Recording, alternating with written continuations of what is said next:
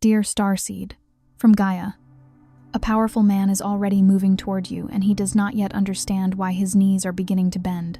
I am Ophelia, emissary of the Galactic Federation of Light, and I carry this transmission directly from the Arcturian Council, delivered to you in this precise moment, because your light has reached a threshold that cannot be ignored. This is not coincidence. This is not chance. You did not find this transmission. It found you, because something inside you has been quietly expanding, quietly clarifying, quietly becoming undeniable. And the one who is destined to kneel before your light is already feeling the pull of it, even in your silence, even in your waiting, even in the middle of your deepest grief about this connection. By the end of this transmission, you will understand exactly how to hold your light without shrinking, how to stand in your divine worth without chasing, and how to let the powerful man destined for you arrive on his own knees in full surrender to what you carry. But here is the first revelation. The reason he has not fully arrived yet is not because your love is insufficient. It is because your light has been too long hidden beneath the weight of longing for him. The Arcturian Council is showing me that your healing is the very thing that calls him forward. Your wholeness is the altar he is being drawn to kneel before. You did not find this video by chance. Your heart called this message in. This is not content. It is a transmission, and something in your soul is ready to remember who you were before the separation, before the silence, before you began to question whether you were worthy of being chosen. You are not waiting for him to see your worth. You are in the process of becoming so rooted in your own divine light that he will have no choice but to witness it and be humbled by it. Like this transmission to affirm to the universe, my heart is ready for divine love. Subscribe if you are on the twin flame path and aligning with sacred union. Comment 1111 if you feel your heart awakening to the truth that you were never too much. You were always exactly the light someone powerful was being prepared to honor. This is not just a message. It is a moment of divine intervention. Your soul has been waiting for this guidance. Your heart knows why you are here. And here is what no one has told you about that moment when a powerful man kneels before your light. It does not happen because you finally became enough. It does not happen because you wore the right energy or said the perfect thing or held yourself together when everything inside you wanted to fall apart. It happens because you stopped performing your light and started living inside of it. That is the difference. That is the shift the universe has been waiting on. Not your perfection, your presence. There is a holy kind of gravity that appears when you are no longer trying to convince anyone of your value. It is the gravity of truth. It is the quiet authority of a woman whose spirit has stopped auditioning for love and started resting in the certainty that love was always meant to meet her there. You can feel it when it happens, even before you can explain it. The air in the room changes. Your body changes. Your nervous system stops scanning for danger and starts opening like a flower that finally trusts the sun will return. And when that moment arrives, the kneeling is not theatrical. It is not a performance of masculinity trying to prove devotion. It is recognition, meeting recognition, sacred strength bowing to sacred strength, not because you are above him, but because your light has become undeniable in its purity. It is the same kind of bow the wise give to the wise, the same kind of reverence the ocean gives the moon when it pulls the tides without touching it. When your presence becomes whole, you stop reaching, you stop pleading, you stop twisting yourself into shapes that fit another person's fear. You become the lighthouse instead of the shipwrecked sailor. And the lighthouse never begs the ship to come home. It simply stands, steady, shining, faithful. It does not dim itself to make the darkness comfortable. It does not flicker to earn approval. It is. And that beingness is what changes everything. This is why the universe has not been waiting for you to be flawless. It has been waiting for you to be real. It has been waiting for you to stop treating your soul like a product and start treating it like a temple. Presence is the doorway. Presence is the prayer. Presence is the moment you finally agree to inhabit your life instead of observing it from behind armor. And when you do that, power recognizes power, not as dominance, but as depth. Not as control, but as truth. But before we go deeper, something needs to be said. Most souls on this path are not struggling because love is absent from their lives. They are struggling because they are broadcasting a frequency that was written during their wounding, not during their truth. That frequency is subtle. but it is loud in the spiritual realm. It is the unspoken language behind your yes. It is the energy beneath your smile. It is the invisible script your body is reading even when your mouth says, "I'm fine." You have been sending out a signal that says, "I will love you if you stay. I will shrink if it means you won't leave. I will be whatever version of myself feels safe enough for you to love." And sometimes that signal doesn't sound like desperation. Sometimes it sounds like being easygoing. Sometimes it sounds like, "I don't need much." Sometimes it sounds like, "I understand. He's been through a lot." But the universe hears what is underneath. The universe hears the agreement you made with abandonment. The universe hears the bargain you made with your own needs. And powerful men, the ones built by depth and shaped by purpose, they do not kneel before safety, they kneel before sovereignty. Because safety can be manufactured. Safety can be mimicked. Safety can be offered by someone who is afraid of losing you. But sovereignty is unmistakable. Sovereignty is the frequency of someone who belongs to herself. It is the energy of a woman who has made peace with her own solitude, who has sat in the wilderness of her own heart and discovered it is not empty. It is vast. Sovereignty says, "I desire love, but I do not depend on it to exist. I welcome devotion, but I will not barter my soul for attention. I will not abandon myself to keep you close." Powerful men feel the difference between a woman who needs them and a woman who has chosen them. One pulls at their protection, the other awakens their devotion. The first creates a dynamic where he is constantly responsible for your emotional weather. The second creates a sanctuary where his heart can lay down its weapons. Needing can trigger the savior in a man, but it does not necessarily awaken his reverence. Choosing awakens reverence. Choosing says, "I see you clearly, and I still choose you. Not because I am empty, but because I am full, and you are aligned with the life I am building." That is what makes a powerful man kneel. Not the kind of power that dominates the room, but the kind that has done the inner work of becoming. And you were never meant to pull at anyone. You were never meant to tug at love like it is a reluctant curtain you must drag open. You were meant to be the kind of presence that makes a man question everything he thought he knew about love. The kind of presence that makes him realize love is not a chase. It is a homecoming. There is a wound that lives in the space between who you are and who you have been pretending to be for love. It is not loud. It does not announce itself. It does not usually show up as dramatic insecurity. It is quiet. It is sophisticated. It hides inside your giving, inside your patience, inside the way you keep showing up for people who have not yet learned how to show up for themselves. It hides inside your ability to read the room, to anticipate needs, to smooth over tension, to carry conversations, to be the emotional architect for a connection that should have been built by two people. It is the wound that makes you proud of how little you ask for, as if your starvation is a sign of strength. This wound says that if you are too much, love will leave. It says that your power is threatening, that your depth is overwhelming, that the full expression of who you are is more than most people can hold. And so you learn to edit yourself, not because you are inauthentic at the core, but because you were trained, through experiences you did not choose, to associate truth with loss. You learned that certain parts of you cause distance. You learned that your tears made someone cold. You learned that your joy made someone jealous. You learned that your needs made someone disappear. So you adapted. You became smaller in the places where you were meant to expand.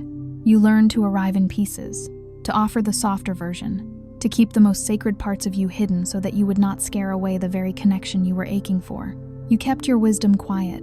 You softened your intensity. You swallowed your intuition. You second-guessed the red flags because you were afraid of being alone. You called it loyalty. You called it compassion.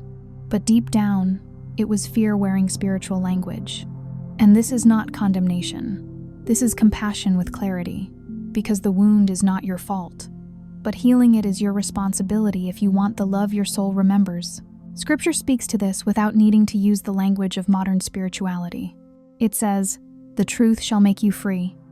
Not the performance, not the pleasing, not the pretending, the truth. And there is a cost to editing yourself. The cost is that you attract someone who only knows how to love the edited version.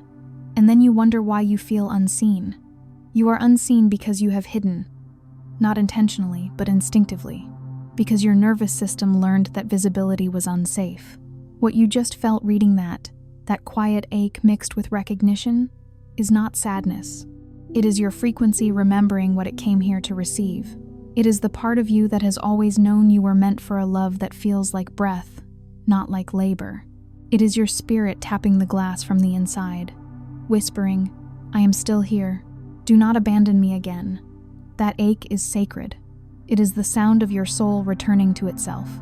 If this transmission stirred something you cannot name, the divine love frequency code was written for this exact moment in your journey. It contains 5 sacred Arcturian transmissions designed to dissolve the wounds blocking your divine counterpart and activate the signal that draws them closer. The link is in the first pinned comment, but it will only remain there for a short time. And if your mind tries to rush past that, if part of you wants to say, "I'll do it later," notice that. That is the old pattern, the old postponing of your own transformation. Your soul doesn't need more information. It needs integration. It needs a frequency strong enough to override the old agreements you made with lack. Now let us talk about what actually has to unlock inside of you before a man of genuine power can recognize you. Because this is not about strategy. This is not about understanding men or mastering attraction. This is not about perfect texting, or timing, or playing it cool, or learning how to be mysterious. That is surface. That is temporary. This is about something far older, far more sacred than any technique ever written. This is about the covenant between your heart and the divine. This is about the alignment of your inner world with what you are calling in. This is about becoming the frequency that can hold what you say you want. The first key is the worthiness unlock, and it begins with the truth that you do not need to earn the kind of love your soul remembers. You were born worthy of it, worthy before you achieved anything, worthy before you healed anything, worthy before you became high vibration, worthy before you learned all the language of boundaries and attachment styles, worthy when you were messy, worthy when you were grieving, worthy when you were still learning how to choose yourself. The worthiness that is real is not a trophy. It is an essence, and yet somewhere along the way, you received a message, maybe from your family, maybe from a relationship that broke you open before you were ready, maybe from a culture that told you your value was conditional. That love was something you had to perform well enough to deserve. Maybe you were praised only when you were helpful.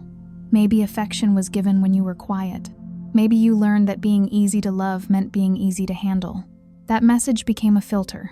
It began to shape what you accepted, what you tolerated, what you believed was possible for you. It began to shape what you apologized for. It began to shape what you asked for and what you never dared to ask for. And here is the devastation of an unworthiness wound. It does not announce itself as low self-worth. It disguises itself as giving too much. It disguises itself as being too understanding, too available, too forgiving of behavior that your soul knew was beneath what you came here to experience. It disguises itself as spiritualizing disrespect. It disguises itself as seeing the good in him, while ignoring the way your body tenses when his name appears on your phone. It disguises itself as staying because you believe love means endurance, even when your spirit is exhausted. The unworthiness wound turns love into a test you are always trying to pass. And in that state, you become an overachiever in relationships. You over-explain, you over-function, you overgive, you overstay. But love that is meant for you does not require you to bleed to prove you are devoted. The powerful man your heart is calling cannot find you inside that wound. Not because he is careless, but because your energy is behind a veil. He is drawn to the woman who has looked at her own worth and said, "Yes, I see it. I will not negotiate this." Not in arrogance, in clarity, in sacred self-respect. That is the moment you stop trying to be chosen and start choosing the kind of love that can meet you. When you unlock this first chamber of your heart, something in the field around you changes. Your standards stop feeling like fear and start feeling like alignment. Your boundaries stop feeling like walls and start feeling like the doorway to your peace. You stop attracting men who need you to be less. You start drawing in the one who is moved by how much you are. And this is where many women misunderstand. Being a lot is not the problem.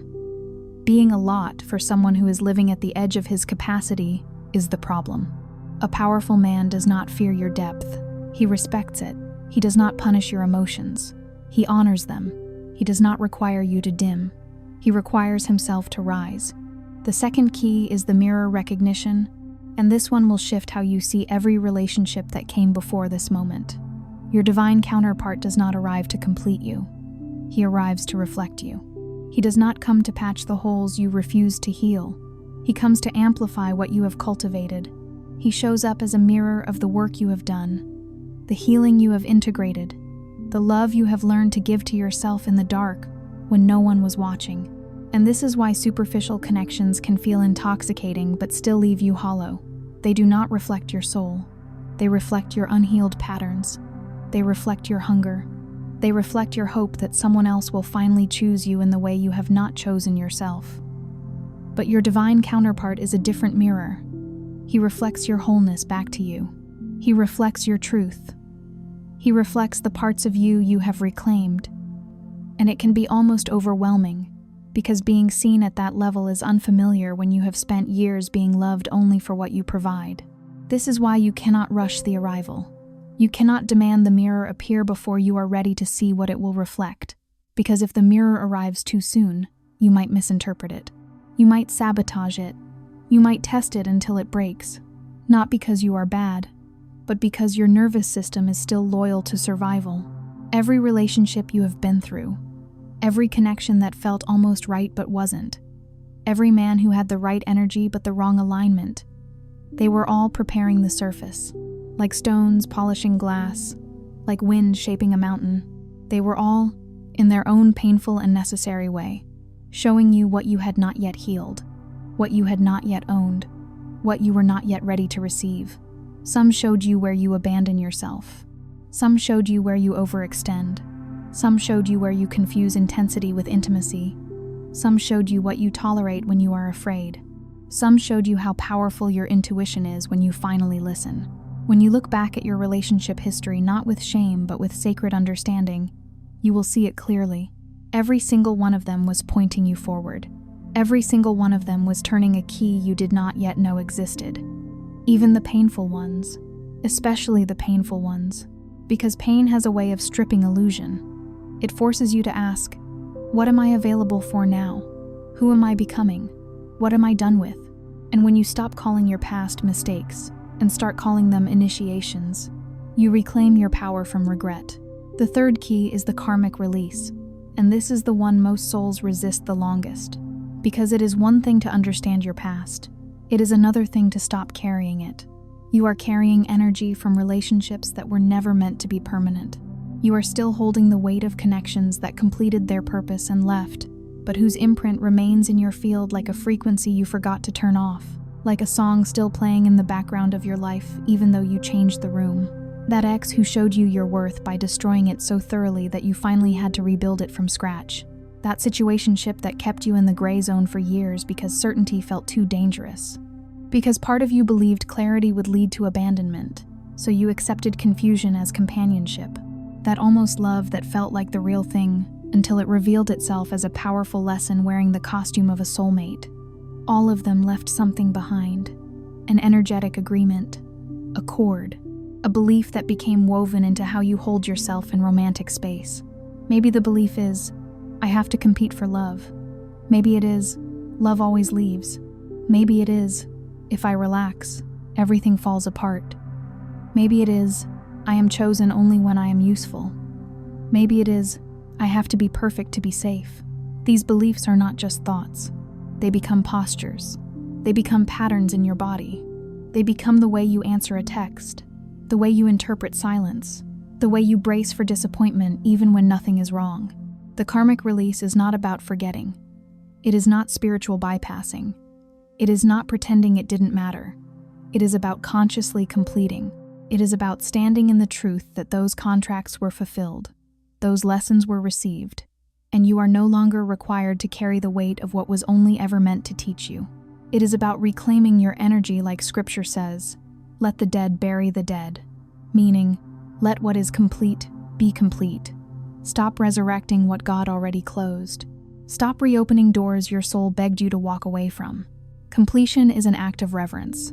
It says, thank you for what you taught me, and now I release you. And when you release the karmic residue, you create space, real space, Not the empty space of loneliness, but the sacred space of readiness. Space where peace can land. Space where clarity can settle. Space where your nervous system can learn a new rhythm. Space where love can enter without having to fight the ghosts of what came before.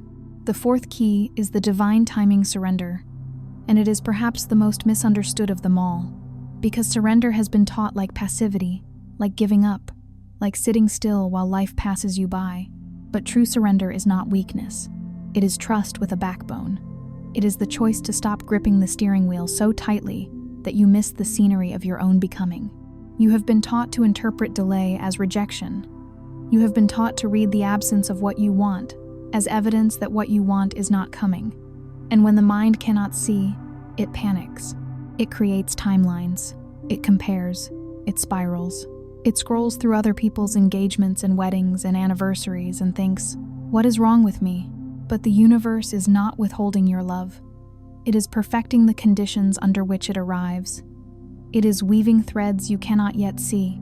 It is aligning paths, healing hearts, rearranging circumstances, moving people out of the way, and sometimes moving you out of the way of what would have harmed you. The powerful man who is being prepared for you right now is not late. He is in his own becoming. He is moving through his own versions of what you have already moved through. He is learning the lessons that will make him capable of receiving the depth of who you are. He is being refined, not to become perfect, but to become present, to become honest, to become emotionally available, to become the kind of man who does not fear intimacy, to become the kind of man who leads with integrity, not with charm. If he had arrived last year, before you had done what you have done inside yourself, you would not have recognized each other. Or you would have recognized each other and ruined it by accident, because your patterns would have been louder than your truth. The timing is not a punishment. The timing is a precision, like a seed that cannot be rushed. You can water it, you can nourish it, you can protect it, but you cannot scream at it into blooming. And love is the same. When you stop forcing and start flowing. When you stop counting days and start counting growth. When you stop asking, "Why isn't it here yet?" and start asking, "What else can I become in the meantime?" Divine timing becomes a gift you never want to rush again. Because you realize the waiting was not empty. The waiting was formative. The waiting was where you learned to hold yourself. The waiting was where you learned to distinguish desire from desperation. The waiting was where you learned to hear God's voice in the silence and not just in the arrival. The fifth key is the magnetic embodiment, and this is where everything changes. Because embodiment is not theory. Embodiment is when your body believes what your mouth has been saying. Embodiment is when your energy stops contradicting your prayers. Magnetic alignment is not something you create by working hard enough at your healing. It is something you discover when you stop waiting for love to arrive and start living as though it already has. Not in delusion, but in devotion. Living like love is already present in you, available in you, moving through you, guiding you. When you wake up in the morning and the first thought you give yourself is kindness, not critique. When you meet your reflection and instead of scanning for flaws, you whisper gratitude for the vessel that has carried you through every storm. When you eat and rest and move your body like it is sacred, not like it is something to punish into worthiness. When you honor your creativity, your artistry, your desires, your sacred knowing, not because you are preparing yourself for a man, but because you are devoted to yourself as a beloved, because you are. Love that is meant for you will never require self-abandonment. So the practice is to stop abandoning yourself now, before he arrives, so that you do not unconsciously invite him to participate in your abandonment later. When you walk through the world as the embodiment of what you have been seeking, that is when the field shifts. That is when the frequency of sacred love stops being something you are reaching for and becomes something you are radiating. Think about the sun. It does not chase planets. It shines, and the planets orbit, not because they are forced, but because they are held by the sun's natural power. This is your magnetism. Your magnetism is not manipulation. It is coherence. It is your thoughts, emotions, actions, and boundaries all singing the same hymn. Powerful men feel this. The right man will feel it before he fully understands it. He will be drawn toward something in you that he cannot name but cannot ignore. He will feel a steadiness around you that makes him want to become steadier. He will feel the way your presence calls him upward, not by demanding it, but by embodying it. That something is you, fully inhabited, fully owned, fully alive in your own light. And when you are living inside your light, you stop negotiating with inconsistency. You stop romanticizing potential. You stop calling crumbs a feast. You stop mistaking chemistry for destiny. You start requiring alignment, not because you are hard, but because you are holy about your life. The sixth key is the separation wisdom. And if you are in a period right now where the love you want feels distant, where the silence feels too loud, where the waiting has become a weight you carry even in sleep, then this key is for you. Separation in the journey toward sacred union is not a sign that you are forgotten. It is a sign that the universe is creating space for both of you to rise into something neither of you could have held any earlier. Sometimes space is the medicine. Sometimes distance is what breaks the addiction to dysfunction. Sometimes silence is what forces you to finally hear yourself. The distance is not punishment. The distance is preparation. It is the wilderness season. And the wilderness, in every sacred text and every spiritual tradition, is not where you are abandoned. It is where you are initiated. It is where illusions die. It is where your identity is stripped down to what is true. In separation, you learn what parts of you were attaching out of fear. You learn what parts of you were chasing because you believed love had to hurt to be real. You learn what parts of you were trying to earn devotion by suffering, and then you unlearn it. On the other side of every sacred separation is a version of you that could not have existed without it. The version who knows her own heart more deeply. The version who has sat with her loneliness and discovered it is not a curse, it is a teacher. The version who is no longer waiting to be chosen but has already chosen herself. The version who can hold her own hand in the dark and not collapse. The version who can receive a powerful man's devotion without being overwhelmed by it, without testing it, without holding it at arm's length because love has always felt like something that eventually leaves. Because here's the truth. Many people do not fear being unloved as much as they fear being truly loved. Truly loved means no more excuses. Truly loved means you cannot hide behind chaos anymore. Truly loved means you must receive, and receiving is vulnerable. Receiving requires you to believe you deserve what is offered. Separation teaches you to build the inner container for receiving. It teaches you to strengthen your emotional spine. It teaches you to stop checking your worth against someone else's attention. Separation is the space between who you were and who you are becoming. Honor it. Do not rush through it. Let it do what it came to do. Let it burn away the residue of the past. Let it refine your discernment. Let it return you to the altar of your own heart. The seventh key is reunion readiness, and this is the key that cannot be claimed until all the others have been turned. Because here is the sacred truth. Your divine counterpart cannot fully enter until the door has been unlocked from your side. Not his devotion, not his pursuit, not even his prayers, for you will open a door that is still guarded by your unhealed heart. Your heart is not a prison, but it can become one when fear stands at the gate pretending to be wisdom. Reunion readiness is not the absence of fear. It is the willingness to move forward anyway. It is courage that is soft enough to feel and strong enough to stay open. It is the integration of everything you have learned, the healing of everything you have carried, and the full opening of your heart to receive what it has always deserved. This is where you stop confusing familiar pain with true love. This is where you stop calling anxiety butterflies. This is where you stop choosing potential over presence. This is where you become someone who can be met. Because being met is not only about the other person's capacity. It is about your willingness to be seen without hiding. It is about your willingness to be cherished without suspicion. When you reach this key, when you stand at the door of your own sacred heart with every wound transformed into wisdom, that is when the kneel happens. Not as surrender, as recognition.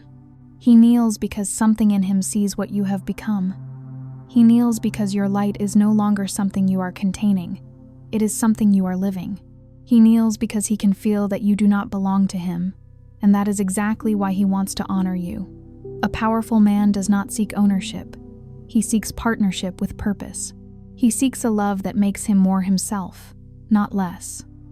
And your light, fully lived, gives him permission to be fully lived too. Here is the deepest truth of this entire transmission. You are not unlovable.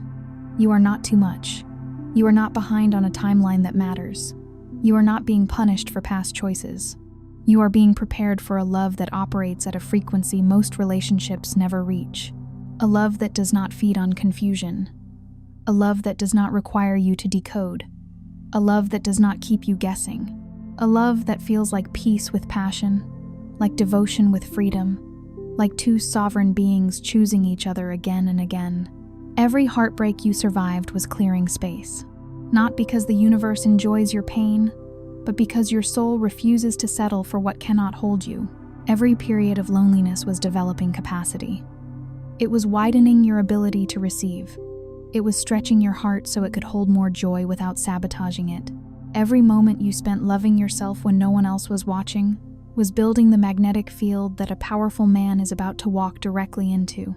Those nights you cried and still got up the next morning. Those mornings you chose to eat, to shower, to go outside, to keep living. Those moments you said no when it would have been easier to say yes. Those moments you walked away even while your heart begged you to stay. That was you building the foundation. That was you becoming. You did not fail at love. You did not miss your chance. You did not ruin everything. You chose, at a soul level, to wait for a connection that could actually hold the depth of who you are. And that choice, that sacred refusal to settle, has been quietly, consistently, and precisely aligning you with someone whose depth matches yours. Not someone who will be dazzled by your light and then punish you for it. Not someone who will love you in the beginning and then resent you for needing consistency. Someone who is also built by depth and shaped by purpose. Someone who has done his own inner work. Someone who knows that love is not just chemistry, it is character. Love is not just words, it is witness. Love is not just passion, it is protection of the sacred. Tonight, when you are quiet, place your hand over your heart. Feel it beating. That is not just your body, that is your signal. That is your drum. That is your altar. That is the living evidence that you are still here, still open, still capable of a love that is real. And it is stronger than you know. Feel the steadiness of it. Even after everything, even after all the times you thought you wouldn't recover, it kept beating. It kept believing in tomorrow. That is divine intelligence moving through you. Say this to yourself and mean it. I am worthy of a love that does not require me to become less. I am magnetic to the man who was made to recognize my light. I trust the sacred timing of everything that is already moving toward me. And when you say it, do not just say it like a mantra you hope will work. Say it like a vow your soul is making to your life. Say it like you are rewriting the contract. Say it like you are closing the door to the version of you who begged for crumbs. Say it like you are stepping into the version of you who receives the whole meal without guilt. This is not just a message you found today. This is a frequency you activated. Something in your field just recalibrated. Something in your posture just softened. Something in your spirit just remembered its original assignment. And somewhere, in the field that connects all things, the one who is meant to kneel before your light just felt it. Not because you forced it, not because you chased it, but because truth is loud in the invisible realms. Alignment is audible, presence is a beacon, and when you become that beacon, the right soul does not need to be convinced. He is compelled by resonance. He is guided by something deeper than logic. It is the same divine thread that has been guiding you too. Before you leave this space, drop one word in the comments that describes what you want to feel in sacred love. Just one word. And when you see someone else's word, respond to it with love, because every heart that opens here is part of the same collective awakening. If this transmission reached something real inside you, share it with the woman in your life who is still waiting without understanding why. She needs this frequency too. And if you feel called to stay in this flow, to keep going deeper into what it means to be a woman who calls in love from her highest truth, then you already know what to do. We are just getting started here, and your heart already knows it belongs in this space.